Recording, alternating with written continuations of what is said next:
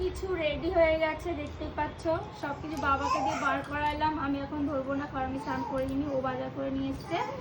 আর কি বলে, আমরা নীল পুজো শুনেছি পুরো কি বলে নির্জলা উপোস থাকে, কিন্তু আমি তো আর নির্জলা থাকতে পারবো না, কারণ তাতান বলতেন তোজো ব্রেস্ট ফিডিং করে, এর জন্য তার জন্য আমি পুরোটাই ওই কী বলে নির্জলা করবো না। এমনি যেরকম ঠাকুরকে পুজো দেয় মনের ভক্তি দিয়ে, আমি সেইভাবে পুজো দিয়ে আসবো।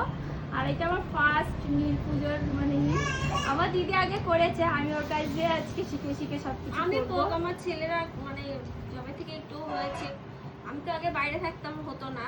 কলকাতায় যবে থেকে আছি 6-7 বছর ধরে আমি করি। তো এবছর বোন আর আমি করবো, ভালো লাগছে।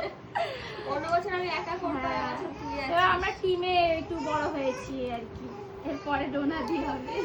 বোনের 4টে ছেলে।